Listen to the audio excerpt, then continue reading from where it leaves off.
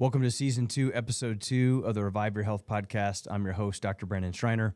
Today, we're going to talk all things hormones.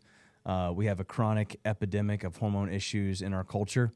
So today, we're going to talk about the 3 common ways that we can have imbalanced hormones, and we're going to give you nutrition. We're going to give you fitness. We're going to talk about how the nervous system has a huge impact on hormone production, and really, how do we get to the root cause of bad hormones. So if you're out there and you're sick and tired of being sick and tired, make sure you listen up.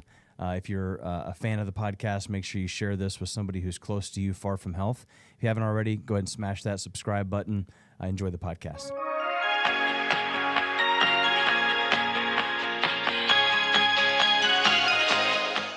Sweet. So we're talking all thing hormones. We're calling this holy hormones, discovering the power within the body. Hormones, it's a huge topic. We could be talking about this for hours upon hours. We're going to give you the nitty gritty and the basics that you need to know to be dangerous. This is one of those topics where I think the research actually says that 1 in 3 women suffer from hormone issues, and 1 in 3 men actually struggle with hormone issues, specifically testosterone. With women, it's estrogen dominance. We have anything from estrogen dominant cancers to thyroid dysfunction to adrenal fatigue. Men suffering with chronically low testosterone. And it's very interesting because 100 years ago, we didn't have these issues. Like we didn't have women with estrogen dominant cancers. We didn't have men with chronically low testosterone. What has changed? And we're going to talk about the 3 ways that we can that we suffer with today in our culture that have a huge impact on whether or not those hormones are balanced or not. One of them being stress. We're just constantly involved with stressors. Some we can control, some we can't control, and so we've got to have our armor on, and we've got to have some tools in our tool bag to be able to combat that. And the next thing is xenoestrogens. We're going to talk about how certain products, from cleaning products to our toothpaste to our deodorant. Women out there, a woman will walk around every single day with about 475 different chemicals on their face, in their hair, from just makeup that's having a huge impact on the disruption of estrogen.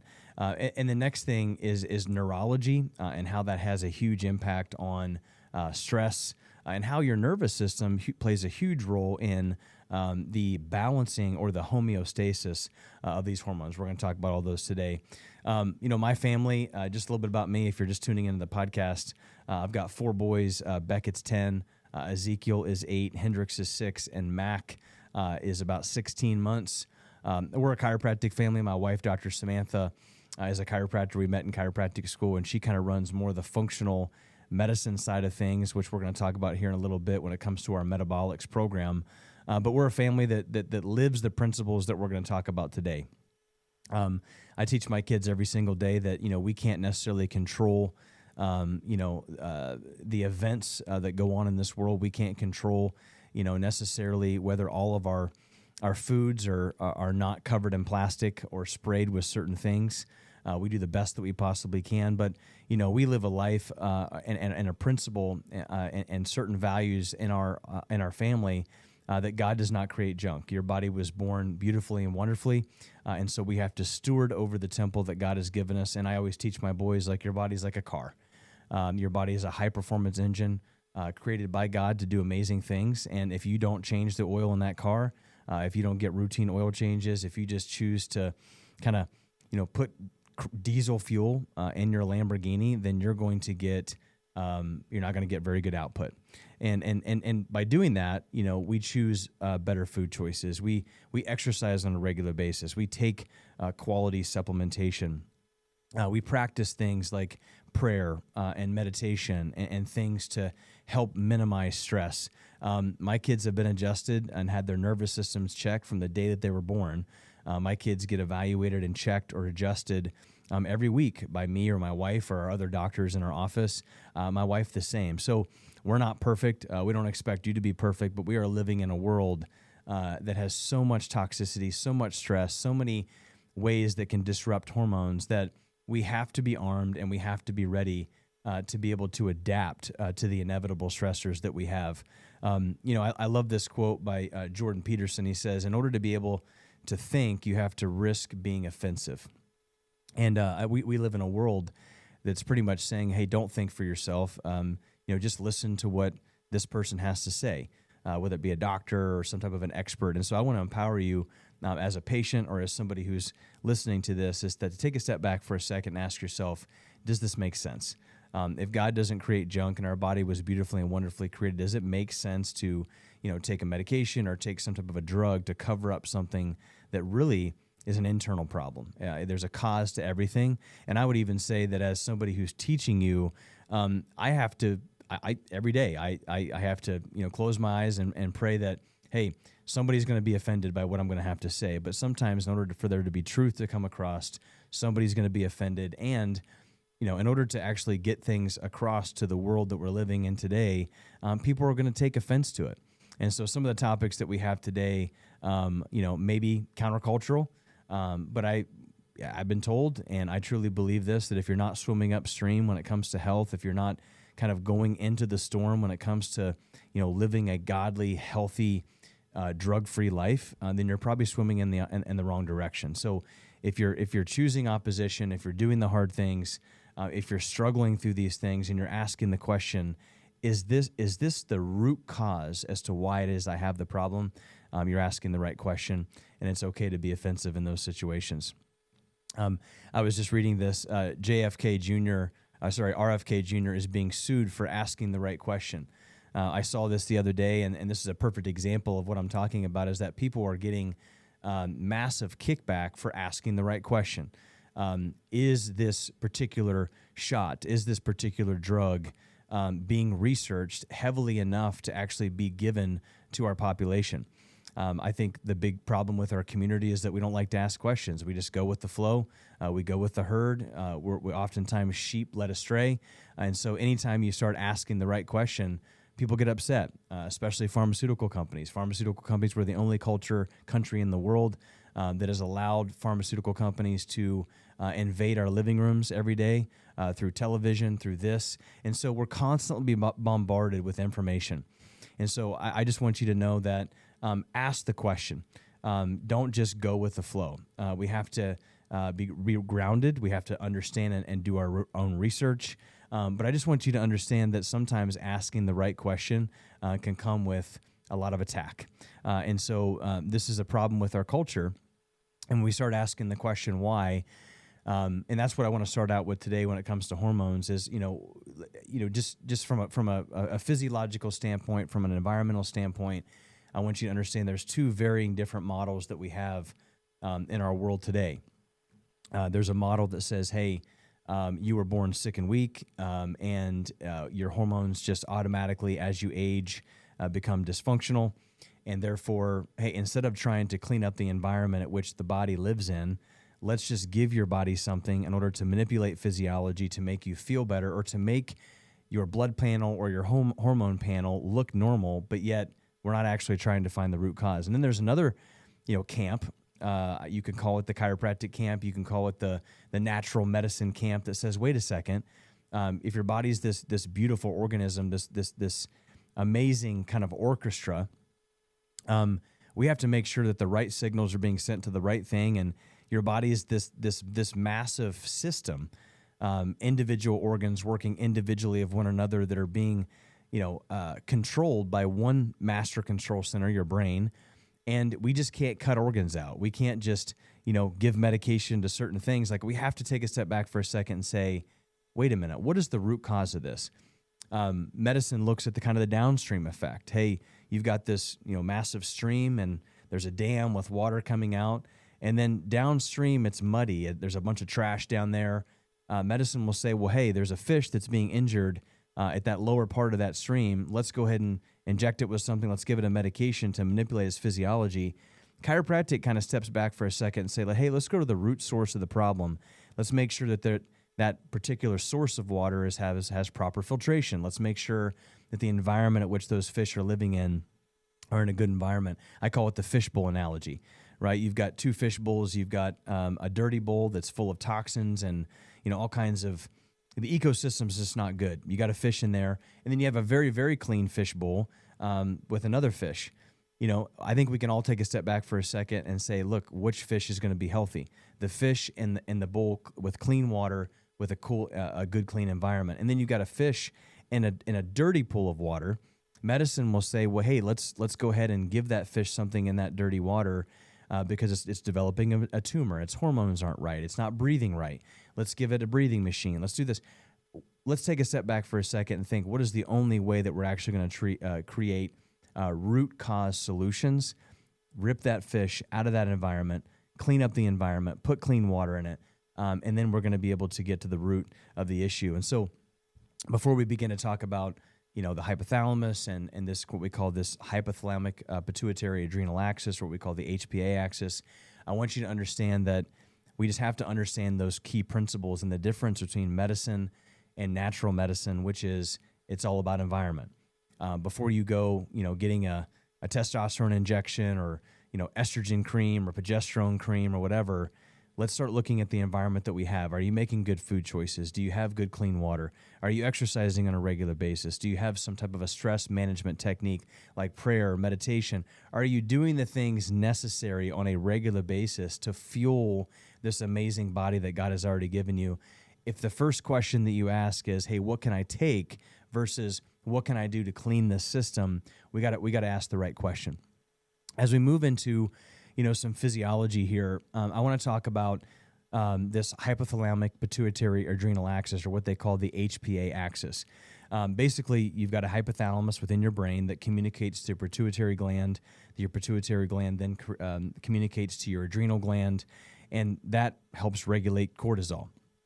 And so basically what this, the hypothalamus is what they call the master control center. Your brain is the master control center of your body, but your hypothalamus happens to be the part of your brain that is the master control center of hormone regulation. It's a master regulator of the endocrine system because it connects to the nervous system. It connects the nervous system to the endocrine system via the pituitary gland. The hypothalamus operates through a negative feedback loop to maintain homeostasis. Your body wants to be in balance, and that's kind of what homeostasis is. If you're doing the right things, if you're adapting appropriately, your body is going to naturally want to go back into a normal state of homeostasis.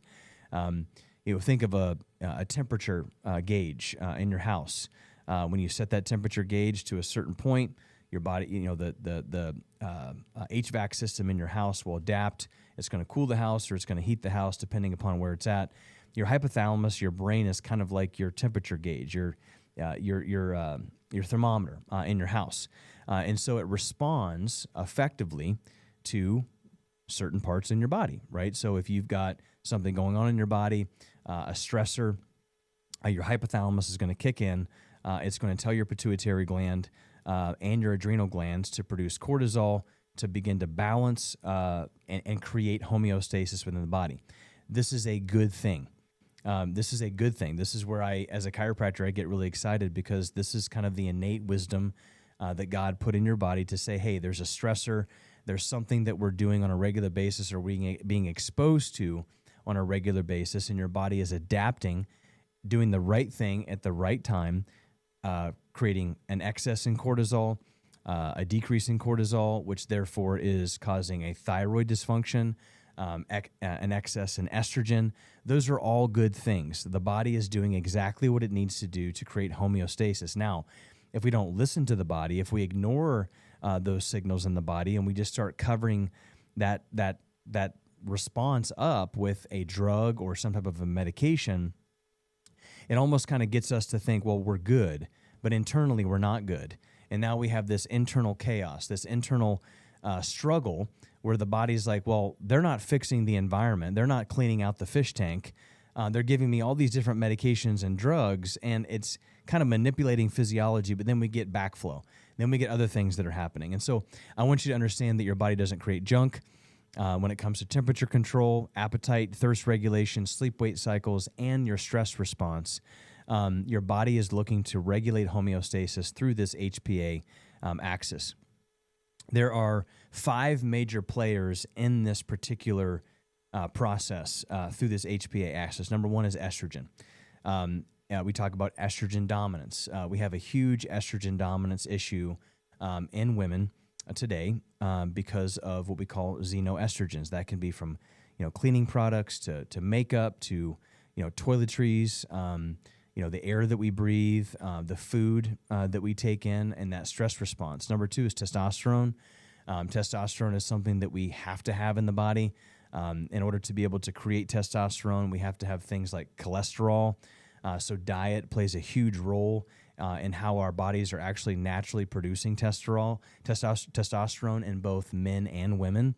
And so, men, if you're, living on a low-fat diet and you're chewing cholesterol medications, your testosterone levels are probably going to be pretty low. And so we have to take a step back for a second and say, why is my cholesterol high? What's going on within the body? And we're going to talk about inflammation and things like that. Then there's progesterone, there's cortisol, and there's thyroid. All of these things together are high, low, out of balance because of the stress response and this HPA axis. Couple things when it comes to estrogen dominance. Like if you're a lady out there and you've heard this term before, what are the symptoms of estrogen dominance? Number 1, irregular cycles. Right, we see this early on, especially as young women, young ladies turn into women, getting a menstrual cycle. We see this quite a bit. Just irregular cycles.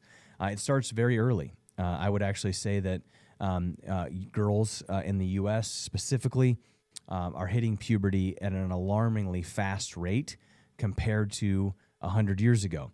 And a lot of that is because of these unbalanced hormones and toxins within our system that are creating this estrogen dominance, creating these irregular, painful menstrual cycles.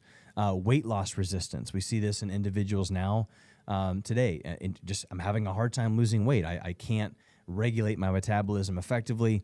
And we won't get into a ton of this now, but now we have the GLP-1 blood sugar regulation drugs, right? Where now we're giving these drugs that were meant for diabetes, but now we're giving them for weight loss.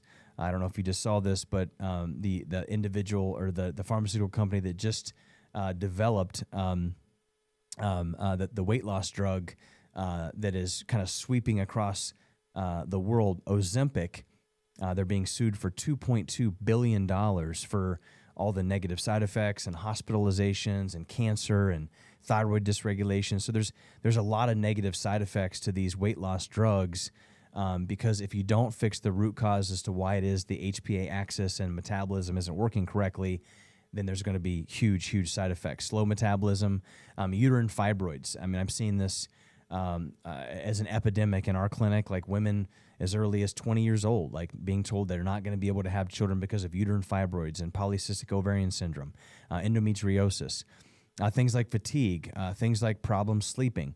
If you can't sleep, you can't heal. And so if you can't sleep, we have to figure out why it is our body is not allowing us to go through that natural healing process. Mood swings, anxiety and depression, bloating, headaches, specifically hormonal headaches, and heavy periods or no periods at all. These are all signs of estrogen dominance. And then we kind of shift gears a little bit and we go into the effects of testosterone deficiency. I work with a lot of men around the country, specifically through a company called Warrior 3 Project that we have. Many of you that are listening in our clinic, that men are struggling with low testosterone at an alarmingly fast rate. Research says that as you get older, specifically after the age of about 35, testosterone will naturally begin to decrease 1% to 2% each year, but not like at alarmingly low rates like we're seeing today. Actually, there's some research out there that says the average grip strength of a 25-year-old male today is that of an 80-year-old woman 50 years ago. And so just our overall strength, our lean body mass, our libido, our muscle mass, all that kind of stuff is naturally beginning to decrease, but not because our bodies are naturally supposed to just wither away as we get older, but because of all the toxicity, all the different types of dietary things that we're being told that aren't necessarily true as far as low fat, cholesterol, and things like that. Some side effects that, hey, your testosterone is naturally going down. Balding with reduced body hair. You're seeing a lot of men that they're losing hair on their legs, like they're losing hair on their head. That is a sign that you have a testosterone issue. Increase in moodiness, depression, inability to concentrate, or failing memory. These are things that you're seeing early 20s, 30s. More stress, kids, all these different types of schedules, swinging by Chick-fil-A, fast food, and all of a sudden it's like, man, I'm going bald. I'm fatigued. I can't focus. These are all signs of testosterone. Increased risk of cardiovascular disease, heart disease, and a stroke. Increased belly fat, especially around the abdomen. We're just carrying excess body fat here. We're actually getting increase in breast tissue, reduced strength and stamina, also reduced sexual interest and function, libido.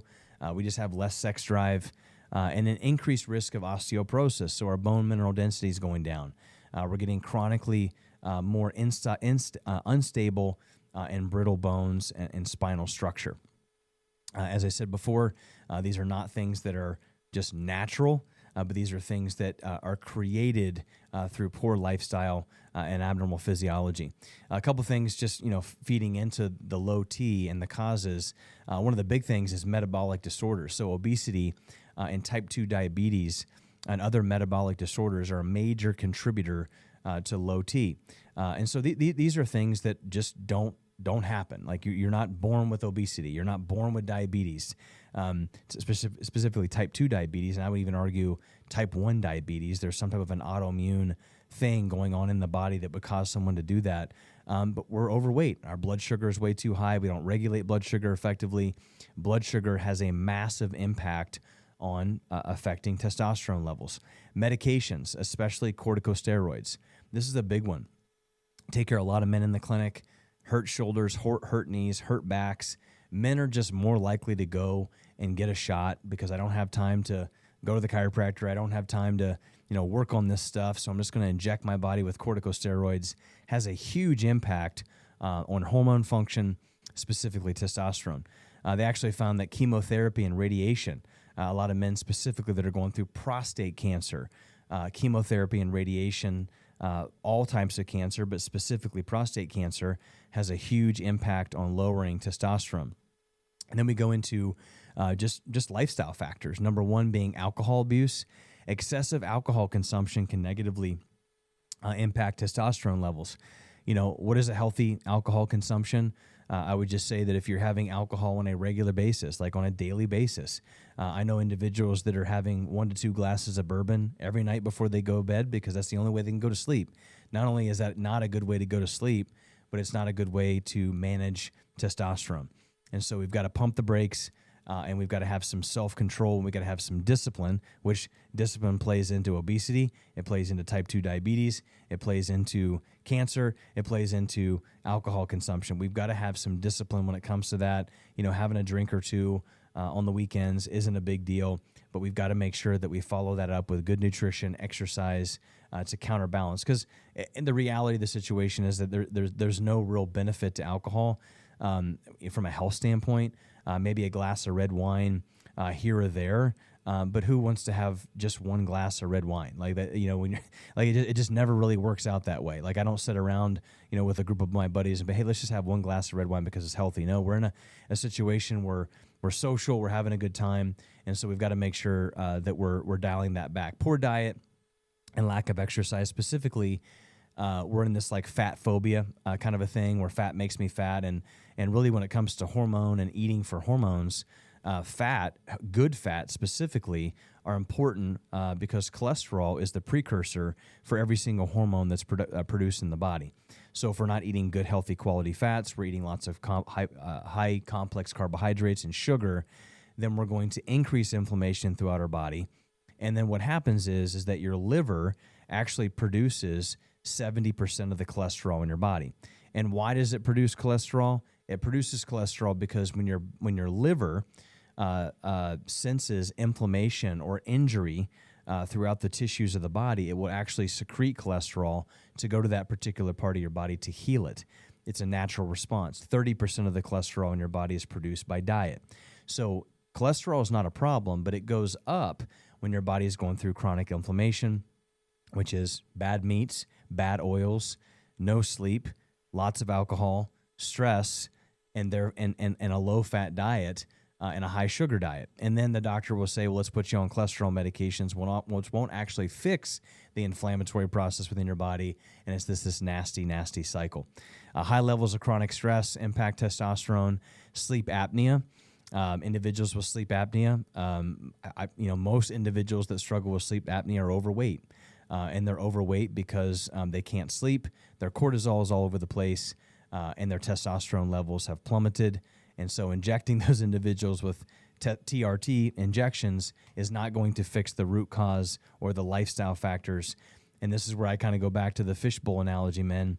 If you're struggling with testosterone, before you go get the TRT injection, let's make sure that your fishbowl is clean, that you're doing all the things naturally to make sure that your body is adapting effectively. The other thing here that's really interesting is vitamin D deficiency is one of the big things for men when it comes to low T.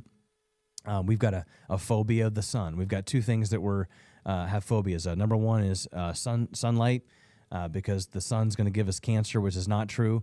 And then number two is sleep. Like we just and fat. Like we just I'll sleep when I'm dead. Fat makes me fat. My doctor said that stop eating good healthy fats, and then also vitamin D deficiency. So we got to get out in the sun. We got to take our shirts off. We got to get good vitamin D. And we've got to stop lathering ourselves with toxic sunscreen, which blocks those rays.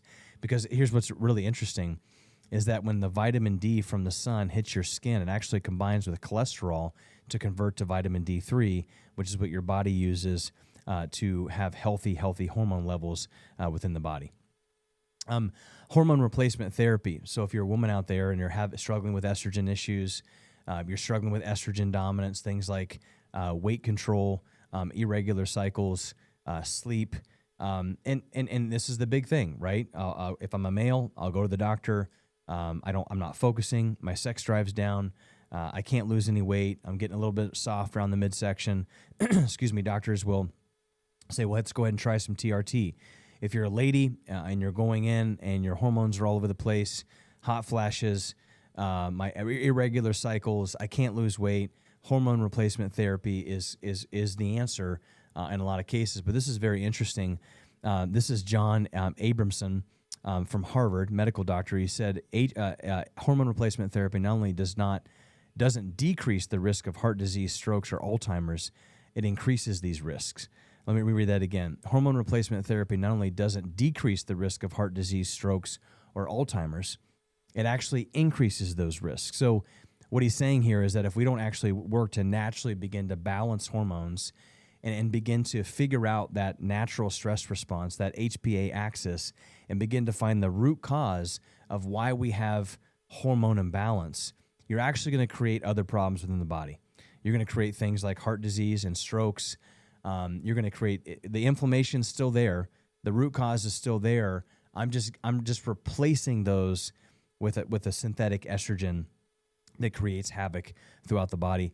This is in the Journal of American Medical Association, which is kind of the Mac Daddy of all research articles in the medical world. This is in 2000.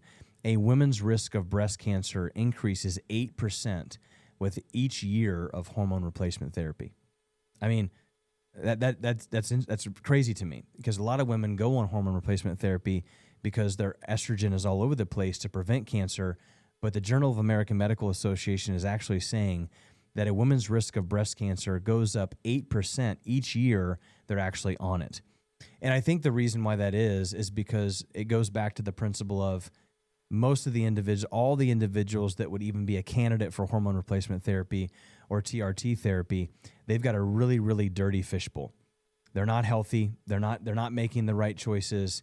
And I think that's just something that we have to come to grips with. Like, we got here in one way, shape, or another.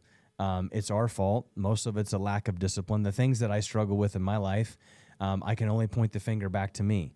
I get to choose whether or not I choose the apple or the donut. I get to choose whether or not I wake up in the morning or I sleep in. I get to choose whether or not I take the crappy supplements or the good ones. I get to choose whether or not I take care of my nervous system or just put it off for another day. And so we get to choose whether or not we get to clean out our environment or that fishbowl. So before you start thinking about hormone replacement therapy or taking some type of an injection or a cream or some type of a pill, we have to think about the environment at which our bodies are living. I don't care if you have stage 4 cancer. I don't care if you've got the lowest testosterone in the world. You're never going to be out anything by changing lifestyle, by making better food choices, by getting up and going to the gym, by being more disciplined. You're always going to be better off by doing those things. 3 causes of hormone imbalance that we're going to tackle today. Now that we've got a really good idea of, hey, the HPA axis, how it communicates, your nervous system communicates directly to your endocrine system, and that stress response is vital. Estrogen dominance, testosterone, what are the causes of those things? And so we're going to be going through those in extreme detail. Now, number one of massive hormone imbalance is the standard American diet. Right? We see that. I think every American knows that, the food that we're eating today is not the food that we had 100, 200 years ago, from the sprays, the glyphosates. Everything's wrapped in plastic. We heat our food in a microwave with plastic. The drinks, the caffeine, everything. That we are in a fast-paced, give me something quick kind of world, and that comes with a serious price. Because if you don't slow down and you don't start thinking about, quality food on a regular basis, you're going to have massive hormone issues, and that HPA axis is going to be in massive disarray. So standard American diet. Number 2, something we call xenoestrogens, which are these massive estrogen disruptors, plastics, makeup, which we'll kind of talk about. And then number 3 is stress. Whether that be stress from emotional stress, spiritual stress, just stress in general. If you can figure out how to get stress out of the typical American, you're going to be the richest man or woman in the world. The reality is that you're never going to find a pill or a shot or anything that's going to remove stress from your life. I tell patients all the time, stress, neurological dysregulation, subluxation is never going to go away. My job as a chiropractor, my job as a health coach is to get you to make good choices, to become disciplined, to be your coach, to help you adapt to those stressors better. I use this kind of a bucket analogy. Your body is a bucket, and your bucket fills up. Everybody's bucket fills up at a different rate. If you're not doing things to empty that bucket, then your bucket's going to begin to overflow. And when that bucket begins to overflow, that's when we start to see things like cancer. That's when we start to see things like depression, estrogen dominance, testosterone go down. And so a healthy American is going to do everything they possibly can to be pulling those things out of that bucket. What's really interesting is that the medical system was never designed to empty your bucket. What it does is that when your bucket's beginning to fill up with all of these symptoms and all these toxins, they actually give you things to put in your bucket, not to take stuff out, but to make it look like your bucket isn't overflowing. Like they don't have the tools to pull stuff out. They actually put more toxins in the bucket to manipulate the body to act like it's not overflowing. And so whether it be diet, whether it be xenoestrogens and plastics and stress, that is our responsibility. We have to make those choices. Because I tell patients all the time, our goal is to try to keep every human being that walks into our clinic as far away from a medical hospital as possible, not because medicine is bad, but because medicine is only good when it's an emergency situation. We should never go to the hospital or a doctor because we want to be healthier. They're not health doctors. They're emergency doctors. We don't go to an endocrinologist to get our thyroid fixed. We go to an endocrinologist to get put on Synthroid to manage our thyroid. We don't ever go to a pulmonologist to get our kids breathing correctly. We go to a pulmonologist to get on a steroid inhaler to not fix the root cause as to why the kid can't breathe. These are end-stage games. We have to find the root cause, do everything that we possibly can, and God forbid we do have an emergency, that's where we can use emergency medicine. When it comes to the hormone diet, there are 4 things that we're going to talk about today. Number 1 is just avoidance. Like, what are some things that we just must avoid?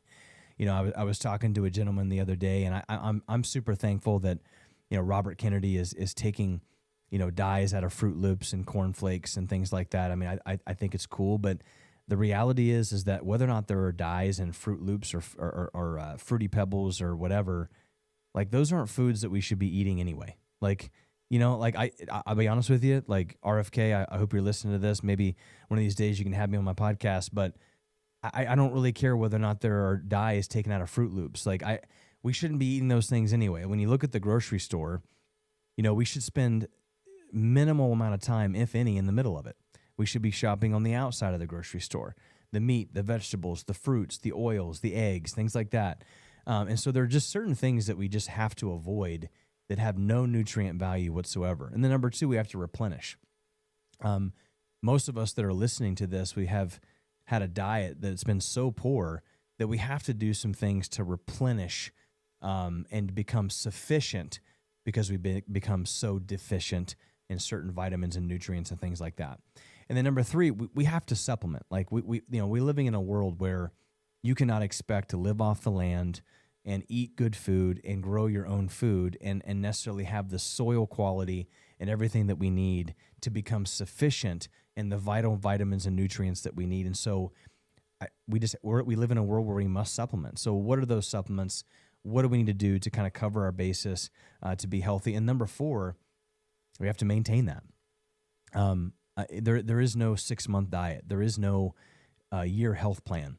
It's a lifetime health plan. It's something that I tell my kids on a regular basis when they say, "Hey, Dad, you know, when are we going to stop eating like this?" Well, I mean, you're going to eat this way until you're 18, and then when you're 18, you can go make your own decisions. But in our house, when your mother makes something that's got a protein, a fruit, a vegetable, or whatever in it, and water, and these supplements that we have, these are what you need to become healthy. And so we have to maintain this. Like, this is something that we do every day for the rest of our lives. We get up, we exercise, we think good thoughts, we detox appropriately, we take good supplements, we help our nervous system function well, and we just make good choices. And here's the deal: not every day is going to be a good day. But if I have better days than I do bad days, then you're never going to be the person who's going to wake up with a huge bomb that's going to go off health-wise. The individuals that wake up with massive bombs are the ones that go on a 28-day diet and then a 6-year time lapse off and then a 28-day diet.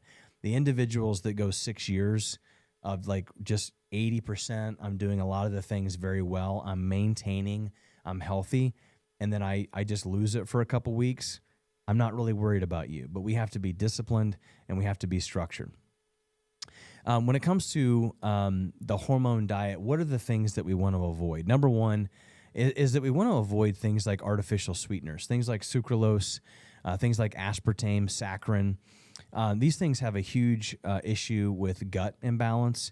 You know, your gut dysbiosis and your gut in general has a huge player with the neuroendocrine dysfunction. Your stress response comes in. Your brain is sending information to the gut. If your gut has massive amounts of dysbiosis and different things like that, which is AKA leaky gut, like you don't have a healthy gut lining, you can't absorb nutrients. Therefore, it's passing right through your gut lining. It's crossing the blood-brain barrier, and it's going right to your brain, and it's creating systemic inflammation. These are big players. And so things like artificial sweeteners from pops and gum, and I would even say that 95% of your protein powders, your supplement companies that you have out there, very, very few of those supplement companies, when you look at, here's all you got to do. Go to a supplement company that you're being told by an influencer is great, and just look at some of the supplements on the back of it. Number 1, if it's not grass-fed, that is a huge deal. Number 2, if you see things like sucralose, if you see things like aspartame potassium, if you see things like saccharin, different types of artificial sweeteners, you should stay as far away from those companies as possible, because you're going to be consuming those things on a regular basis. Like, you're going to be taking those protein powders on a regular basis. You're going to be taking those energy things, pre-workout, on a regular basis. Those things add up. taking those things every once in a while is not going to kill you. But the FDA has never done a study on an individual that's taken a toxic protein powder for 10 years straight. It's never been done. And so maybe for 2 months, but we have to make sure that we look at the long-term effect of some of these artificial sweeteners. I mean, look at I walked into a gymnasium, a lunchroom, a cafeteria the other day, at a huge corporate organization. And what I found was that Monster Energy drink. Monster Energy drink was one of those things where it was in actually the vending machine. It was like in the vending machine. It's there, like Swiss cake rolls and fudge rounds and all these different types of energy drinks are at our fingertips. I mean, my God, it's in our churches, for goodness sake. Like, we're talking about stewarding over the temple that God has given us, and in churches and Christian schools and schools all around the world, we are giving our kids the opportunity to have these things. So if you can stay away from artificial sweeteners, then we move into high sugar foods, things like frozen dinners, granola bars, cereals, hot dogs, desserts, high fructose corn syrup, dextrose, maltose, trans fats, hydrogenated oil. These things are just processed. Not only are they going to create massive amounts of inflammation, but they're also going to create improper beneficial gut bacteria. So sugar is a huge player in the stress response. You might think, well, the stress response is a tiger's loose in my room. Yes, that is a stress response. You're going to go into fight or flight. But constantly putting sugar in your body is also going to create that stress response, which is going to affect that hypothalamic pituitary adrenal axis. Low-fat diet is actually a huge problem and something to avoid when it comes to hormone function. Now, I'm not saying that you should live off of, whale blubber for the rest of your life. I'm not saying that you should eat lard every day. All I'm saying is that we have a fat phobia. The moment that we went low-fat, high-carb, we actually got fatter. Our hormones, our cancers went up. Our lean muscle tissue went down. I think it was in 1984, Time magazine came out with an article that said, eat more butter, because they had said basically that, fat making you fat, it was a huge mistake. And so we're still kind of not adopting that. Even patients in my office will go to their primary care, their blood pressure's up, their cholesterol's up, and their doctor will say, well, hey, go be a vegan. Just stop eating meat, stop eating fat, go eat vegetables. I'm not going to tell you that for 28 days you eat vegetables, you're not going to feel better. But that's not something that we should be doing on a regular basis, especially for hormone function. I've got men in the office that are so scared of fat because they're going to die of a heart attack that their cholesterol levels are that of a 10-year-old female. And so we've got to make sure that we're eating quality fats, things like low-fat diets like hydrogenated oils, things like vegetable oil, and just any kind of low-fat diet leads to high-carb, high-sugar, high-processed stuff. Conventional meats is a big one as well. So, I don't want you just to go out and eat any kind of meat as a carnivore, and not that I'm promoting carnivore, but any kind quality is where we want to go. You are what you eat eats, and so staying away from cows that are being fed grains and a ton of processed stuff, and chickens that are living in a cage and just being fed grain pellets, and farm-raised fish that are being fed grain pellets. We want wild-caught fish. We want pasture-raised eggs. We want grass-fed beef. We want wild game meat, right? Not only are the omega-3 fatty acid ratios way better, but because of that, the omega-6 ratios are lower, and therefore you're not going to get inflammation. So I can take a 6-ounce steak from a grain-fed beef, and then I can take a 6-ounce steak from a wild deer or a grass-fed beef, and they're two very, very different things. Same thing, maybe same macronutrients, but what they do inside the body from a hormonal standpoint, from a toxicity standpoint, from a filling your bucket standpoint, is way bigger, and where I think it kind of really nips people in the butt. Hey, I'm eating lots of meats, I'm eating fruits and vegetables, my cholesterol is still high, my hormones are still all over the place. That's because what your meat or what those hormones or what the nutrients that were fed to those animals are doing inside your body are wrecking your hormones. I talked a bit about this with alcohol. making sure that we limit alcohol, because alcohol is a main, in men, it decreases testosterone. It creates massive amounts of inflammation. I mean, you know this, you have maybe a little bit too much to drink and your joints hurt, especially beer, gluten. It affects the gut. It creates a systemic inflammatory response. We should just limit it if we can. The next thing that I want to talk about here is just replenishing. So we talked about avoiding. Now we want to move into replenishing. And the big thing that we want to replenish is more omega-3 fatty acids. Omega-3 fatty acids are found in fish specifically. Omega-3 fatty acids can actually increase the composition and diversity of healthy gut bacteria. Omega-3, omega-6, and omega-9 fatty acid ratios, we got to have a balance between those. The typical American has a 21-to-1 omega-6 to omega-3 fatty acid ratio, which is why our blood pressure, our cholesterol, our testosterone, that inflammatory response within the body, that stress response that's received by the hypothalamus, that goes to the pituitary, that signals the adrenal gland to increase cortisol. Like, these are all big players. So we have to make sure that we're eating quality foods and even supplementing with effective and quality wild-caught omega-3 fatty acids. Number two, with replenish, we got to have good probiotics. Not only should we be supplementing with good, healthy probiotics. Probiotics are healthy, live bacteria that help seed and allow for healthy bacteria in the gut. We want to have a balance of good and bad bacteria in the gut, so that way when we have these foreign particles or big protein molecules like gluten or dairy, or we get exposed to a virus or a bacteria or a heavy metal, it can hit our gut lining, it can disperse, and it can be taken care of effectively, versus I don't have a good bacterial lining because I'm not good at eating good probiotics. I'm eating a lot of meats that have a lot of hormones and different things like that. It destroys that gut lining, actually increases those gap junctions. Those big protein molecules go right through, enter the bloodstream, cross the blood-brain barrier, and this is where we start to get things like systemic inflammation. My body is just constantly inflamed. Systemic inflammation leads to autoimmune conditions, therefore cancer, therefore heart disease, therefore cholesterol, achy joints, the cartilage within my knees and my shoulders and my hips, Alzheimer's, dementia, and so forth. So probiotics are very important. Things like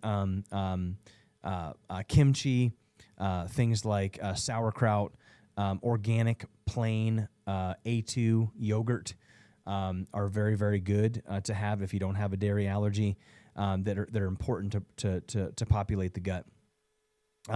Prebiotics, things that can help probiotics grow and multiply. Prebiotics are actually a type of fiber that can be found and consumed in fruits and vegetables. So one of the things that I always say is that before you're going to eat that big, juicy grass-fed steak, having a little bit of prebiotics by eating like fresh fiber, like a salad before, those prebiotics help break down that big steak. Now, that's assuming that you've got a good, healthy gut. Some people can get away with eating that. I find, though, that some individuals don't do well on the carnivore diet, not because eating meat is bad, but because they don't have the good gut bacteria to break down that massive protein molecule, and they get things like skin rashes, they get bloating, they get constipated. So we have to make sure that we have a good, healthy gut bacteria. Number three, when it comes to replenish, are just eating raw foods. Enzymes that aid in digestion. When heated, these enzymes are deactivated. That's why it's important to make sure that you don't overcook your meat. Like it's a sin to take a grass-fed steak and to eat it like charred. If there's a little bit of pink, if there's a little bit of blood coming out, that's the best way to eat a steak, because you're not going to break down everything. Heating your vegetables, putting in a microwave to nuke them to death, trying to make sure that you're eating raw fruits and vegetables and not overcooking meats, and things like your protein powders and things like that. You got to make sure that they're not heated to high temperatures, because you're spending $50 on a protein powder that some guy with massive muscles promotes, but it was heated so heavily in a lab, and it was isolated down that you're stripping all the natural nutrients out of it. So that was replenish. Now we're going to move into just some hormone building blocks.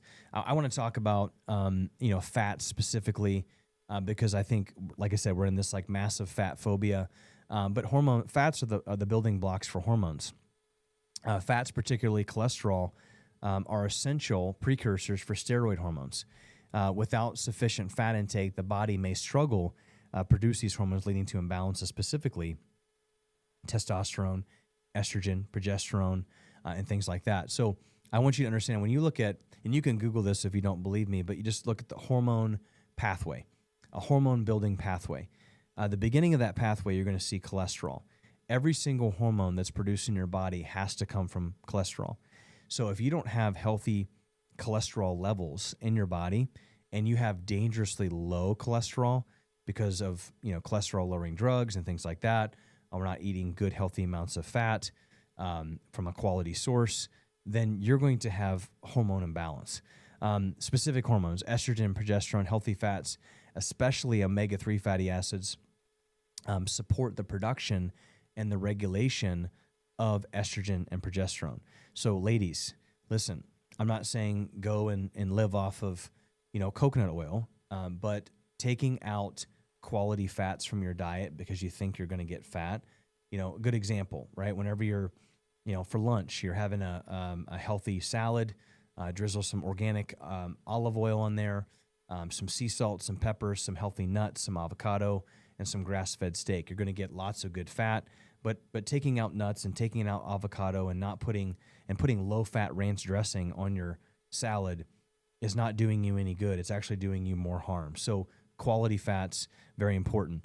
Testosterone, dietary fats, specifically omega-3 fatty acids, and also monounsaturated and polyunsaturated fats are essential for testosterone production in both men and women. Thyroid hormones, healthy fats are vital for thyroid production and regulation, which affects metabolism and energy levels. So, like I said, I'm not on eating a ton of fat. I think a lot of women have a lot of metabolic issues. So to say that you should be eating 40 to 50% of your diet fat, I'm not saying that.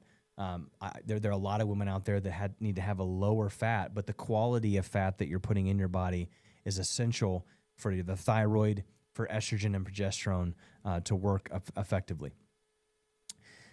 What is like the absolute diet or nutritional guidance that I would recommend for individuals? We call this the Revive Advanced Plan. And the Advanced Plan is kind of a combination of two things. It's quality. I've been doing nutrition and fitness for 25 years. And in that 25-year period, I've seen a lot of diets come and go. Back in the day, it was the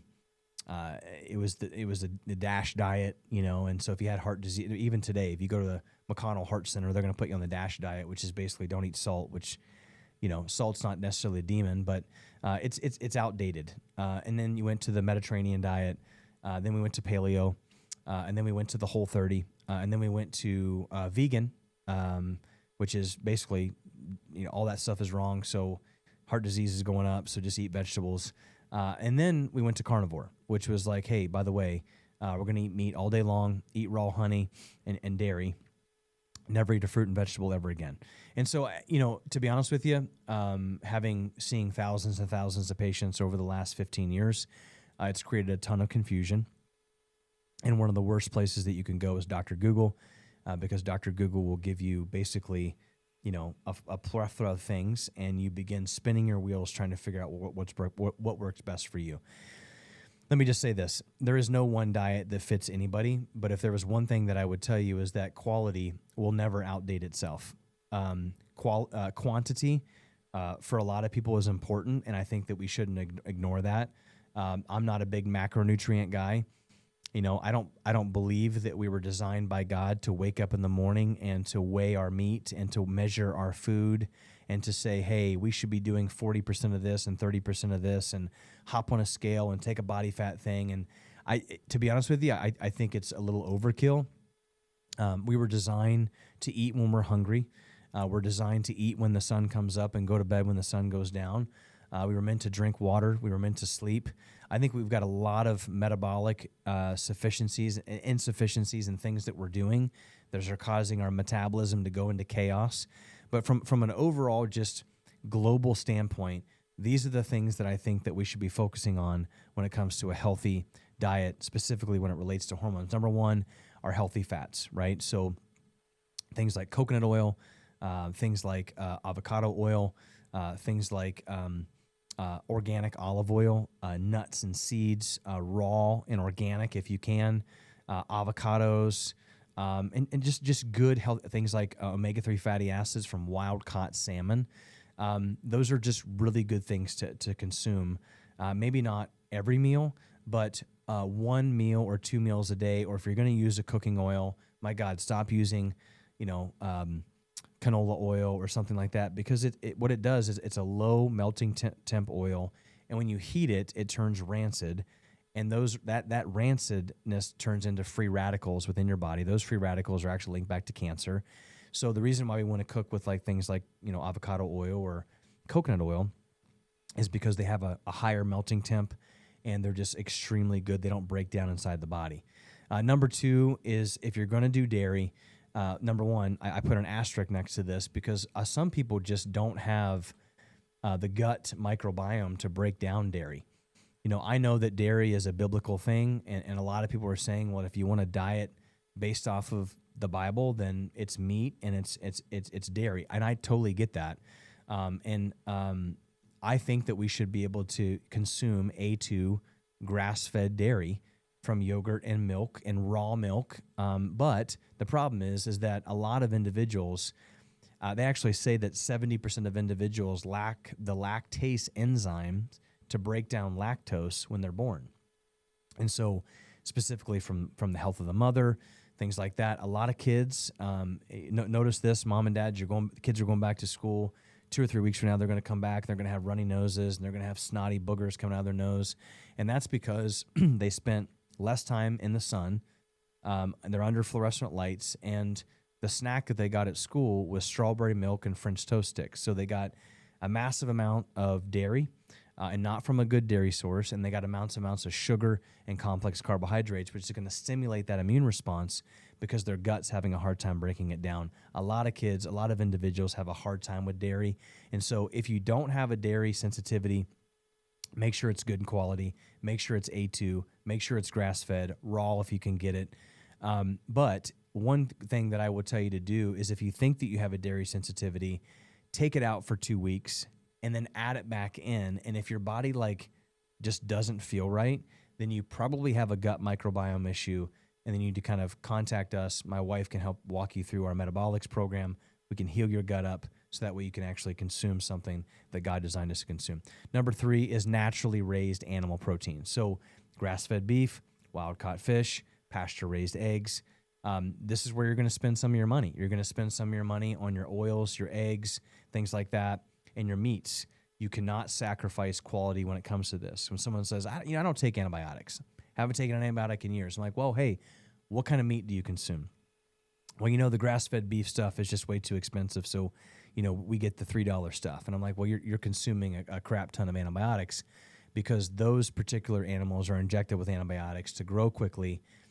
Chickens especially, they massive amounts of antibiotics, and they get huge quickly. A great documentary to watch is called Food Inc. I think that's a great thing to show your children, hey, here's kind of why we eat the way we eat. Sometimes it's always good for somebody else to pour into your kids besides you, because then they kind of get a better appreciation for how smart mom and dad are. Number 4, gluten-free or sprouted grains. Listen, I have a love-hate relationship with gluten-free. I think you can eat really crappy stuff and it can be gluten-free. I think Doritos actually label themselves as gluten-free. So here's the point. If you have a gluten intolerance, number 2, and you don't know you have a gluten intolerance, take gluten out of your diet for 2 weeks, add it back in. And if your joints blow up and your gut and you become really irritable, then you probably have a gluten intolerance, which means you have a gut problem. So that doesn't mean that you can just eat crappy gluten-free stuff that's full of fillers and bad oils. Fix your gut and then go to eating good quality sprouted. The big thing is sourdough now, which is super great. Sprouted grains, super awesome. Ezekiel bread, but there are, minimal amounts of gluten in there. So main thing is here with gluten and dairy, a lot of people have sensitivities to them. The main reason why you have sensitivity is not because you were born with a sensitivity, but because you have a gut microbiome issue that needs to be fixed. Your gut needs to be healed so you can break down those macronutrients, you can absorb them, and your body can not have that systemic inflammatory response. Variety of fruits and vegetables, right? So a variety of fruits and vegetables, and I would say, different colors. Like, don't eat the same thing all the time. My wife actually developed an allergy to bananas in chiropractic school because every day she had bananas with like a cashew on top, and she would just eat those. And after, a year of, eating bananas just as a snack, it's like, man, I started to kind of get itchy and things like that. So we had to kind of cycle back through another fruit and vegetable. Your body is basically telling you, hey, I'm getting really used to this, and I'm going to develop an allergy to it. And so make sure that you kind of vary that up. I would also say maybe sticking to organic if possible. It's called the Clean 15 or the Dirty Dozen. The Clean 15 doesn't technically have to be bought organic, especially if you're trying to save some money. The Dirty Dozen, please buy organic because they're heavily sprayed and they don't have they don't have a covering or a skin on them. Strawberries are a great example. One of the most chemically ridden, pesticide sprayed fruit on the planet. If you're not buying an organic, and you go to Costco and you see that that softball size strawberry, and your kids are digging into them before you get home and they're eating them, they're basically getting a massive glyphosate chemical crap storm. So make sure that you're eating organic when it comes to the Dirty Dozen, or washing them thoroughly before eating them. And the next thing I would say is raw honey. I'm kind of going back on, 10, I would say probably 10 years ago, I was pretty big on like this stevia, monk fruit. But I'm finding actually that, consuming those alcohol, even though they're from a plant, they're still broken down in a lab, and they're just not in their purest form. People are developing some gut problems for them. So I'm really big on raw honey. Like every single morning, I'll put some collagen and some raw honey in my coffee, and that is my sweetener. If I want sweetener in all my yogurt, or like a grass-fed yogurt with some frozen strawberries with a little bit of raw honey on there, amazing snack. It's the purest form. Yes, is it going to spike your blood sugar a little bit? But the benefits of raw honey way outweigh any kind of artificial sweetener. And so healthy fats, A2 dairy, if you can ingest it, naturally raised animal products, gluten-free or sprouted grains if you have an allergic reaction, a variety of fruits and vegetables, and raw honey. I would also tell you that intermittent fasting is a great thing for men. If you're struggling with testosterone and hormone levels, intermittent fasting is probably one of the best ways to naturally boost testosterone. Fasting is huge. I can't say that always works with women. Actually, the opposite will apply. I find that women that intermittent fast and eat less, they actually store and have a lot of hormone issues. So if you're that person who's like, hey, I've been intermittent fasting and I'm kind of doing what my husband's doing. He's all jacked and losing weight, but I'm gaining weight and I'm mad all the time. You probably have a deeper problem going on there, and we can work through that with our metabolics. Some essentials when it comes to supplementation. So we're doing all the right things, right? We have a good, healthy mindset. Like, we're disciplined. We're doing the things on a regular basis that are emptying that fishbowl of toxic environment and cleaning the water. We're eating a good, healthy diet based for hormones, good, healthy fats, fruits and vegetables, good, clean animal meats, raw honey, staying away from toxic sweeteners and sugars. What are the things that we need to be supplementing with on a regular basis? We have what we call a daily essentials pack for men and women, and they have things that are broken down into this pack. I find that for me specifically, taking individual supplements are just, it's tedious. It can become expensive. So, we have a great system in our office where it's just a packet. You rip it open, take it in the morning after breakfast, and it's got things like an organic multivitamin, an organic men's and an organic women's multivitamin. Women, things for like breast health, organic men's, things for like prostate health, vitamin C, which is a huge player when it comes to hormone production and immune function. We find that individuals that have hormone dysfunction, have lower amounts of vitamin C. So taking an organic multivitamin is a great way to just kind of like make sure we fill the gaps. A lot of people say, well, I eat a really good, healthy diet, and every time I take a multivitamin, I feel like I'm a Ninja Turtle and I'm peeing, neon green. Well, that's probably because you have some excess of things. I kind of fall in the I'd rather have an excess of something than a deficiency in something. Like I would rather have all of my bases covered and pee out a little bit of neon green because I'm getting too much of something versus I'm not getting enough of something. You're not going to overdose on a healthy organic multivitamin. Like you're not going to overdose on vitamin C. You're not going to overdose on those kind of things. And so I think that there's like a little bit of scarcity with that. Very rarely does that happen, but the multivitamin is super powerful. That a vitamin D3 plus probiotic complex. So vitamin D3, super important for hormone levels, and then probiotics to make sure that we've got that good bacteria so we can absorb those good nutrients. We can decrease that inflammatory pathway and therefore improve that HPA axis. B complex is really, really important for energy production. You've got a citric acid cycle in your body that produces what we call ATP, which is adenosine triphosphate. So if your body has proper energy levels and proper, B complex is a huge player in that energy production cycle, then you're going to have proper energy, mitochondrial function, and your body can have that engine can be running effectively. And therefore, our hormones are balanced appropriately. So B complex is super important.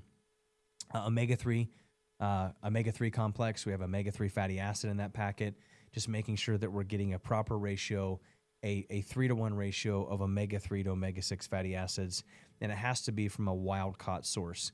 Your supplements are kind of like your food. If they're crappy and they're processed, then you have very expensive pee.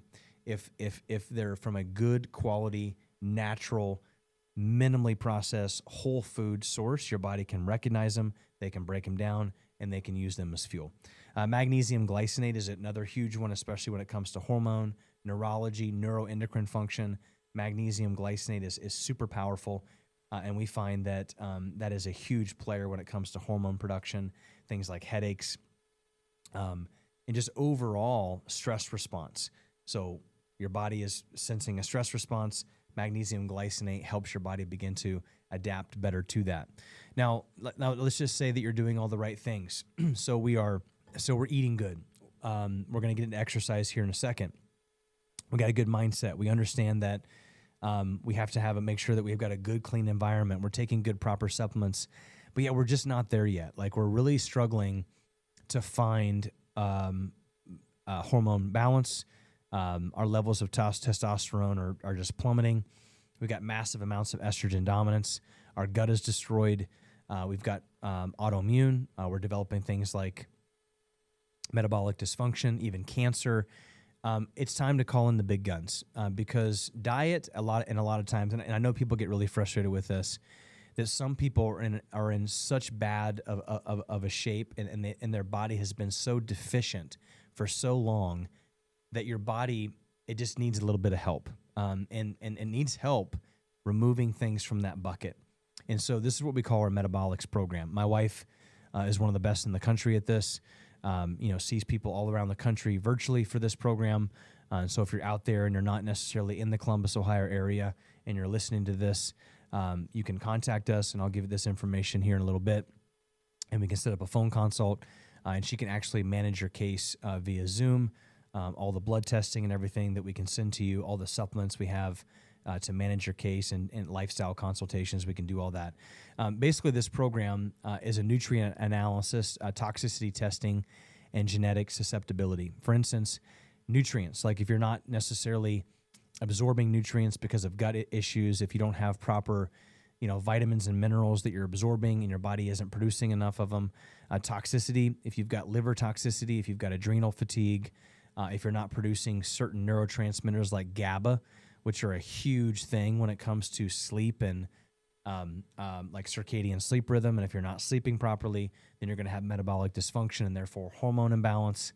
And then even genetic susceptibility, things like your body is not detoxing properly, meaning that you have a a methylation problem. And some people actually have a genetic methylation problem that we can actually test through this metabolics testing program that allows us to be able to say, hey, you actually have a methylation problem. We've got to do some things to actually turn that gene off, because if not, it doesn't matter how good of a lifestyle that you're living, you're just going to have a hard time detoxing from heavy metals and things like that. And then we go a little bit deeper, and we've got a female that has a ton of amalgam mercury fillings in their mouth. We've got thyroid issues, and then we've got a methylation problem. So you can't break down and detox those metals that are leaching into your body, which they do. And so therefore, we've got this massive storm of hypothalamic pituitary adrenal axis, stress response, cortisone, estrogen. So we've got to know that. And the only way that you're going to know that is through testing. The best example I can give you is that you're trying to take care of your car. You got a high-performance engine, and everything is a computer now. You take your car into the mechanic, and they're checking the computer system, making sure that everything's working right. If the mechanic just took a look at your car from the outside and never went inside, never went under the hood and said, hey, well, this isn't wiring properly. This circuit, this breaker is not going well here. This isn't doing well. They would never really be able to tell you what's wrong with your car nowadays, especially the cars that we have now. That's kind of similar to this program. Like, you can be doing every diet, you can have the best trainer, you can have all these different things, you can be doing chiropractic and all these things, and those are all good things that you should still be doing. But you have to have somebody go underneath the hood and actually look at what's going on in your body to determine what kind of supplementation, what kind of detox that you need. And so we do this through a urine analysis, a blood spot, and then actually a cheek, a buccal swab. This allows us to be able to test for all of those different types of things. This particular program, we review all the results, we do customized recommendations, and we actually do 5 different consults over a 6-month period with different detoxification phases, supplementation phases. And at the end of that 6 months, we recommend a retest to make sure that all the glitches that were going on inside your body are actually being fixed. It's a process. It's kind of like going to a chiropractor and not having an x-ray. I don't really know what's trying to be accomplished in that instance, and then never having an x-ray at the end to make sure that what they were trying to fix was taken care of. So it's kind of like an x-ray of your gut. We find things like fatty acid metabolism, like your body's not actually breaking down fatty acids. I see this a lot in women. Women that, hey, every time I smell fat, I get fat. Well, I mean, it's not because fat's bad, because you have a fatty acid metabolism problem. Your body's just not breaking it down. I find this a lot with men that have testosterone issues. Like, you're not actually breaking down, you have an inflammatory fatty acid metabolism problem. You're inflamed. We have to decrease inflammation so that way your body can actually naturally produce testosterone. Neurotransmitter imbalances, oxidative damage, and antioxidant markers, detoxification indicators, and overall just bacterial issues. Like, you're super high in this particular bacteria, it's toxic. Even being able to test for parasitic infection, which is a huge problem right now. Some people say that 85% of individuals walking around have some type of a parasite. We would be able to know exactly, and even more testing through stool to tell us what's going on there. If you're listening to this and you're a patient, we're going to be doing some discounts through this. But if you're, not a patient and you're listening in, all you have to do is go to revivechiro.com. That's revive, CHIRO.com. And you can click on our metabolics portion, and you can schedule a free consult with Dr. Samantha. She'll hop on the phone with you, answer some questions. If you're struggling with gut, hormonal imbalances, weight, irregular cycles, low testosterone, increased body composition, then this is a great system for you, because we can actually begin to plug you in and actually manage this wherever you're at. And then we can even refer you to a practitioner local to your area that we trust that can manage some of the other stuff when it comes to chiropractic, when it comes to nutrition and so forth. So revivechiro.com, that's revive, CHIRO.com, to make that new patient appointment. The big thing I want to talk about here is the body is connected. Before I kind of talk about xenoestrogens and chiropractic and things like that, a stressor is is caught by your brain, right? Your brain picks up a stress. Your brain basically breaks it down. It does a couple things. It goes to a cognitive deficit. It can create things like visceral pain. It can create things like abnormal behaviors. Those things are connected to the gut via the gut-brain axis. We talked about gut dysbiosis and how that can affect the neuroendocrine system, aka your hormones. An inability to be able to fix those gut bacteria actually create endocrine messages, neuronal messages, immune messages back to the brain, and basically your body is in adaptation mode. So we're talking about somebody who's sick all the time, somebody who can't pay attention in class, somebody who has abnormal hormones. I want you to understand that the brain is a player in all that. And so as we begin to kind of phase into chiropractic here, I want you to understand why it's so important that chiropractic and the nervous system is clear, so that way the body, the gut, and everything can communicate in an effective manner. If all you do is heal the gut, but your signal from your brain is being affected via subluxation, and that neuronal message doesn't get there properly, you're only fixing one part of the problem. If you're only being adjusted, but you've got gut dysbiosis, your diet is full of fast food and stuff, like there's only so much you can expect your body to do besides adapting appropriately, which is what it naturally wants to do. I look at this process kind of like a conductor of an orchestra. You've got a conductor, and it's kind of like sending signals to the orchestra, telling this part of the orchestra to do this and that. That's the brain, and that's what it's doing to the rest of the body. If somebody over here isn't doing what they're supposed to be doing, it's going to mess everything up. Medicine looks at this system and says, well, hey, let's just cut a foot of your colon out. Hey, how about we just cauterize this? I just talked to a mom the other day that adenoids were cut out, and they basically cut a piece of the sinuses out because he was constantly getting stuffy with all kinds of snot. And I'm like, oh my gosh, like we're cutting parts of people's bones and their noses out, and kids that aren't even in high school yet because they've got chronic runny noses. Has anybody ever talked to this individual about gut microbiome or inflammation or dairy or diet? And that question was never asked. The conductor is your brain. You just can't start ripping stuff out. You've got to find the root cause, fix it, so the body can go back into harmony. I want to talk a little bit about xenoestrogens, and what do I mean by that? When I talk about this kind of stuff, I kind of get the grumpy uncle response, like, well, you know what? Everything's toxic. The heck with it. Like, let's just live life, and I'll get a brand new body when I get to heaven. Hey, there's some truth to that. Everything is toxic. I find everything out there. It's crazy to be healthy in the world we're living in today.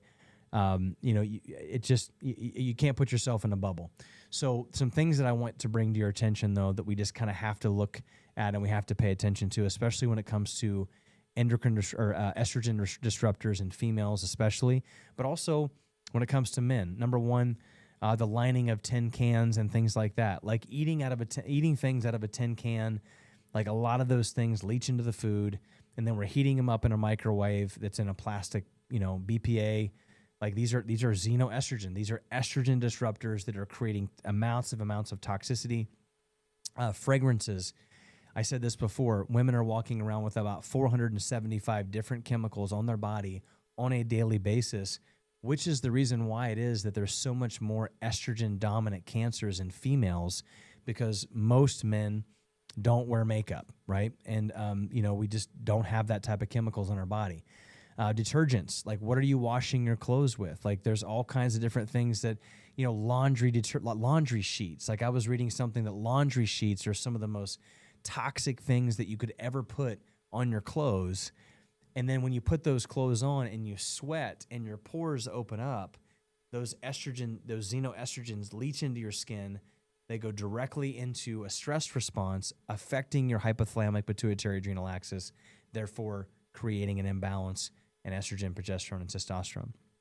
Shampoos, soaps, pesticides, herbicides. I mean, let me just, with soaps and shampoos, like these are things that you're using every single day, sometimes twice a day. So it's not like we're using them once a month, like we're using them every day. So these are the things that you have to take a step back and say, I've got to choose soaps and sprays and things on myself and my kids that don't have parabens, that don't have endocrine disruptors in them. You can order these things online. Like you can, go to Fresh Time, you can go to Whole Foods, like you can go to Thrive Market, like, do some research, Google paraben-free healthy body wash, healthy soap, things like toothpaste. Like toothpaste has propylene glycol in it, which is an endocrine disruptor and a massive toxicity agent. So watching what your kids are brushing their teeth with, all of these things play a huge part in that. Bleached feminine products, right? So, when it comes to women, when it comes to tampons, when it comes to what you're wiping yourself with, like these are all things that we just don't think about that are massive issues. Like, I think a lot of people in this space are looked at as weird because it's like, well, that's got bleach in it. Like, I'm not going to put that in my bathroom. Well, why is that? Because I'm wiping myself with it on a regular basis. If you're a female and you're going through a menstruation period and your tampon is got chlorine in it, it's leaching into your body and it's creating those estrogen disruptor xenoestrogens. So these are things that we need to think about. The biggest resource that I can give you is go to ewg.org, right? So ewg.org. E is an elephant, W is in Waldo, G is in G is in George.org, ewg.org, the environmentalworkinggroup.org. And basically, you can plug in what you're using, and it'll actually give you the toxicity limits and what it's got in it. And it'll also give you the resources of like what are the cleaner options that you have available. That is the best resource that you could have for that. Low T or just bad choices. The biggest thing that we see here with low T, it's not as much xenoestrogens, and we're not using feminine products and whatever, but it is the shampoo, gentlemen. It is the deodorant. Kick the Old Spice, kick some of the other toxic shampoos. I actually love Dr. Squatch. It's one of my favorite shampoos and deodorants right now. Dr. Squatch. It's a hilarious company. They would do a great job with ads. It's kind of like this Sasquatch guy that puts healthy stuff on his body. My kids love it. My boys love it. They smell like a bourbon barrel cask, or they've got all kinds of really cool stuff, but there's no parabens, there's no toxics in it, and you smell like a man. And so stay away from those kind of like toxic ingredients kind of stuff. But the big thing for low T is for guys, it's just bad choices, to be honest with you. I mean, men were never meant to be, big beer guts and, man boobs and, just low sex drive and losing our hair. Like we were never supposed to be like that. When you look, when you look at a good example, I was telling my kids about the Maasai tribe in Africa. We were on our way to a football game, and my son was complaining about something. And I said, listen, son, like you're 8 years old. In about 5 more years in the Maasai tribe, you would actually be kicked out of the tribe, and you would be asked to go make a spear on your own that has to be sharp and has to be able to kill a male adult lion. And until you kill a male adult lion, you're not allowed back into the tribe. And he looked at me and he goes, wow, like that's pretty rough. What happens whenever you don't kill a lion? And I said, well, you're not allowed to be a part. You're not allowed to be a man. And he goes, wow, I better start to learn how to cook eggs then. And I was like, yeah, like, so I think for men, we have kind of lowered our expectations, our drive, our determination, our masculinity is just naturally being ripped away from us in general. But I think we kind of shoot ourselves in the foot from excess alcohol, way too high blood sugar, type 2 diabetes. We're overweight. We're undernourished. We have poor sleep. We're just taking a medication because it's convenient. And this is just what I see, unfortunately, is that, hey, women coming into our clinics with their kids, dads at home, drinking, beer, eating pizza, taking the medication. I don't believe in that natural stuff. The reality is that we've got to be better stewards over our body. And yes, the natural aging process will decrease testosterone 1% to 2%. But if you're 40 years old and you've got the testosterone of a 12-year-old girl, like there's a problem there. Now there are some, Prader-Willi and different types of chromosomal issues, and men that are developed with like crypt orchids and testicles not dropping. I'm not talking about that kind of stuff. I'm talking about men that used to have normal testosterone, muscle, drive, determination, getting up in the morning, and all of a sudden, boom, I've just kind of let myself go. And I find this happens like in the 30s, because in the 30s for me, this is when just everything went chaotic. Business is crazy. We start having kids. We're not sleeping as much. We skip the workout. We swing by, McDonald's. We're just kind of, and then we create really bad habits. And that is when in our 40s is when our testosterone is really low, and there's a low T clinic on every single corner now that's like, hey, if you have low T and you have this, come in, let me inject you, and all things will get better. I'm just here to tell you that you're probably going to get more muscle mass. You're going to have more energy. You're going to feel great. And that stuff is addicting. It's very, very addicting because it really takes little work, and I can inject myself with something. But there are some toxic effects to, not fixing the root cause of a problem and then injecting yourself with something artificially that your body already has the ability to naturally produce. A couple of things that we have available for you guys as far as like fitness.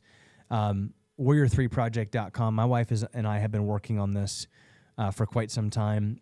About 4 or 5 years ago, I started a company called Warrior 3 Project for men, and it's all about building a stronger man, physically, spiritually, relationally, emotionally. One of my best friends took his life, and ever since that day, I've just been on a mission to help men become stronger. And one of the ways that I find men just lose drive, lose determination is because of testosterone, and we try to help them through fitness and nutrition and prayer and just brotherhood. It's just a super awesome company. So if you go to warrior3project.com, you can actually check that out. But when it comes to fitness, we actually have put together something for you that just makes it very convenient. Now, notice I didn't say easy, because I think anything easy is a gimmick. It's convenient. It's right there for you. Every day at 4 a.m., it shows up in your inbox. You've got your workout. You've got your daily devotional. You've got your nutrition tip. You've got a challenge. You've got like an online database through an app that we can pray. We can communicate to one another. Hey, I'm struggling with this. Every Tuesday from 1 to 2 Eastern Standard Time, I actually lead a live call with men where we just kind of go through, hey, how can we help each other? I'm struggling with this. Like, what kind of nutrition stuff can I do? So if you go to warrior3project.com, you can check us out. We actually have created a Warrior Women, which is super cool. My wife and I have partnered together, and she goes, man, I'm just sick and tired of you having all the fun. And so I actually find that women are coming to me saying, hey, my husband really needs to be a part of this.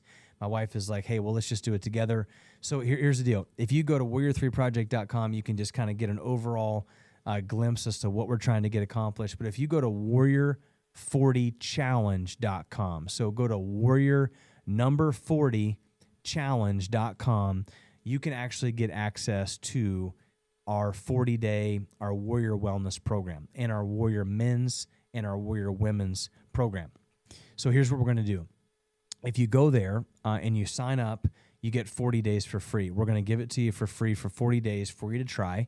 It's got all your exercise, it's got all your nutrition, it's got your detoxification, it's got just prayer, daily devotional. It's different for men and women because we're just different, right? So we're just different individuals. So it's geared differently. The men can't see the women can't see the men. My wife leads the women's side, I lead the men's side. But we're going to give it to you for 40 days. If you love it, after 40 days, it's just $25 a month, and or $250 for the year. If you hate it after 40 days, then go ahead and cancel it and go on doing what you're doing. But we want to give you access to that. So go to warrior40challenge.com. If you're a woman, go ahead and take the Warrior Women's. If you're a man, go ahead and do the men's, and we'd love to connect with you that way. When it comes to fitness, it can be pretty tricky. When it comes to hormones, cortisol. Let me talk about women for a little bit. If you're a woman who's got some hormonal imbalances, fitness is super important. But if you're maxed out and you're stressed to the max, just so you know, it might not be good for you to be waking up at 4 o'clock in the morning, going to the gym, and stressing your body out for an hour doing high-intensity interval trainings in 100-degree heat. I know there's a lot of that stuff out there, and I'm not saying it's bad. A lot of women do really well with it, but some women don't because they're already in fight or flight. Their cortisol levels are all over the place, and so it actually might redline you, and it might take you over the edge. So, You just got to be pretty specific of where you're at. And so it might just be a 30-minute walk. It might be a light jog. It might be actually toning it down and on the intensity and just doing some strength training. You know, I talk to people a lot, and they're like, hey, I walk every day. And I'm like, hey, that's awesome, but you're not going to build muscle by walking. Like, you're not going to radically change physiology by walking. Walking is good, and I'm glad you're doing it, but you need to do some type of a strength training regimen to increase bone mineral density and to balance hormones. So if you're a female out there, watch how hard you go, because you might be redlining it. And don't be afraid to add some weights in there. Adding weights is not going to make you fat. It's not going to bulk you up. It's going to increase lean muscle tissue. It's going to balance your hormones. Very good for you. Most women are just like, hey, I go for a walk every day, or I go for a jog. That might be the reason why it is that your cortisol levels are out of balance. For men, we just got to do something, right? We got to do something. A couple little hacks here. As I love intermittent fasting for men. So you're fasting. Most of us who are listening to this right now, we're not world-class athletes, so we don't need to worry about having 30 grams of carbohydrates before I go to the gym. Going into your workout fasted, doing a 20 to 30 minute high intensity, weight training, body weight, functional movement, just absolutely skyrockets testosterone. Very, very researched with men. Doing it, consistently throughout the week. I love a 3 days on, 1 day off kind of a program. And that 1 day off, maybe you're going for a walk, maybe you're doing some stretching, maybe you're going for a run with your kids, whatever. We just have to be active. We need to be consistent while doing it. So women, make sure you pump the brake. High intensity may not be the greatest for you. Maybe it is. It just depends on the individual. And then for men, we got to get moving. Being on a treadmill for 45 minutes on an incline, or even, I will tell you, the 100-pound dumbbells that you're trying to, bench press on your back, but you got the big beer gut, it might be time for you to kind of go a little bit lighter weight, increase the intensity, get your heart rate up, get your body moving and breathing and sweating to spike that metabolism and balance that HPA axis. When it comes to the nervous system, this is the last thing I'm going to talk about here. Let me ask you the question: what system controls all endocrine function? The answer, if you got it right, would be the nervous system. Your nervous system is basically where your hypothalamus sits. It is under control. It controls everything from the brain down. Your brain sends a signal from the spinal cord down the brain, or down the spinal cord, out the nerves to every cell, tissue, and organ, your thyroid, your gut. Everything is under control of the nervous system. And all the organs actually send that message back up to the brain. The brain tells it what to do, from the HPA axis to gut, to thyroid, to whatever. If you have a hormone issue, you also have a neurology issue. And so this is where chiropractic is actually extremely powerful and heavily researched. So the nervous system, having a healthy nervous system, is all about balance. Like, you've got a sympathetic nervous system, and you have what we call a parasympathetic nervous system. The sympathetic nervous system is that kind of fight or flight, which is where most people lie when it comes to like estrogen, progesterone imbalance, low T. Their body is just maxed out. Your body has been in a stress response for way too long, and your body's just like, listen, I'm done with you. I can't do it anymore. A good analogy is like, hey, a tiger were to get loose in the car while you're listening to this podcast. What's going to happen to your blood pressure? It's going to go up. Inflammation is going to go up. All the blood's going to pull away from your heart, go to your extremities. Your sex drive is going to go down. Your digestion is going to go down because you're not thinking about finding a mate while a tiger is trying to run after you. That's like fight or flight. And so parasympathetic is kind of like that rest and digest. That's where like low blood pressure, like you're craving stimulation, you're just bored. And so a healthy nervous system is about the balancing of those two things. This was an article that was done, the effects of spinal chiropractic adjustments and myofascial techniques on heart rate variability. What they found was that having a chiropractic adjustment has an influence on the autonomic nervous system, depending upon the site or the specificity of where that adjustment was. This is where chiropractic and the specificity of chiropractic and what we do as chiropractors is very important. Cracking a back and picking your buddy up and cracking their back, like, that's not chiropractic. That's a manipulation. But it's very, very specific. There's certain parts of your spine that actually have a heavier influence on your sympathetic nervous system, and there are certain parts of your spine that are innervated and have a heavier impact on the parasympathetic nervous system. So they found that a greater parasympathetic response was found when stimulation was performed in the cervical and the lumbar region. So when individuals, when their necks were adjusted, when their heads were forward and their heads were brought back and their low backs were adjusted, they actually were able to decrease that sympathetic response and put people back into a parasympathetic response, and they were actually be able to heal and adapt to those inevitable stressors, which is important because if you can't do that and your body is in fight or flight and you're doing all these gut protocols, you're taking all these supplements, you're praying all the time, but your body is your spine is subluxated, your nervous system is irritated, specifically in your neck and your low back because of sitting all day and your head 6 feet in front of your body. A chiropractic adjustment done specifically in the right area, and then spinal rehabilitation to keep that spine in a good spot has a huge impact on stimulating that parasympathetic response and therefore creating balance in the nervous system. One of the greatest ways that I can see an individual that's in fight or flight is just forward head posture. So when you see that individual where their head is in front of their shoulders, that is an individual that's in fight or flight. Could be from trauma, could be from chemical toxicity, could be from emotional toxicity. For every 1 inch forward that your head is in front of your shoulders, that's about 10 extra pounds of weight that's placed on your head. The longer that we keep your head there, the more pressure it's going to place on your brainstem. The more pressure on your brainstem, the more pressure that's going to have on your gut and how your body regulates itself. And so that's why in our office we do x-rays, we do specific diagnostic procedures to figure out exactly where the spine's at. And then we put you on a corrective chiropractic program to adjust the spine, rehabilitate the spine in office and at home to make sure that your spine is holding that position. Because like I said before, stress is never going to go away, whether it be physical stress from sitting at a computer, looking at your cell phone every single day. I mean, even me recording this podcast right now or driving home from my podcast, you can't get away from sitting. Chemically, from food, from water, from environmental toxins. Our buckets are constantly being bombarded with chemicals. And then thoughts, emotional stress, kids going back to school, homework, ball practice back and forth. When am I going to have time for this? And financial things, all these different things. These are things that we have to respond appropriately. And that one of the best ways to respond appropriately is to be proactive.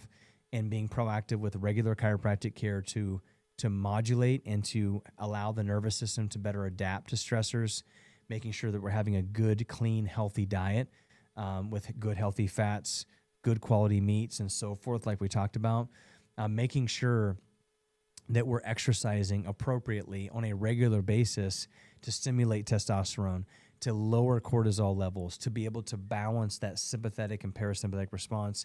And I think the last thing here is just being able to understand that your body was not born sick and weak. Like your hormones, if you're in hormone dysfunction, if you're having low T issues, if you're having estrogen dominance, like there is a root cause to that.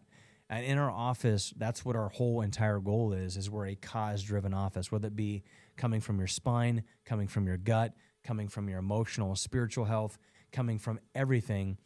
Our system we do here at Revive is geared towards cleaning up that bucket, pulling that stuff out of the bucket so your body can heal and it can adapt. So that's all I got for you today. I hope you enjoyed this episode, season 2, episode 2 of Holy Hormones. If you're out there and you're sick and tired of being sick and tired, you've got a hormonal issue, you've got a spinal issue, you're local here to the Columbus area, go to revivechiro.com. That's revivechiro.com to make a new patient appointment online. If you're struggling with metabolic issues, if you really want to work on getting tested, go to revivechiro.com, click on our metabolics portion. You can schedule a free 15-minute phone consultation with my wife, Dr. Samantha, and she'll walk you through the testing. If you're a dude out there and you're really looking for a community of men that's going to help you with your testosterone, with your life in general, Go to warrior40challenge.com. Take the 40-day challenge for free. After 40 days, just $25. If you're a female and you also want a good kick in the butt, you want a strong group of ladies that can help lead you, walk alongside you spiritually, physically, and relationally, go to warrior40challenge.com. Take the 40-day Warrior Women's Challenge that my wife is doing. We're just super excited. Until next time, here at Revive, we pray that you have a healthy, happy, blessed day. Bye-bye.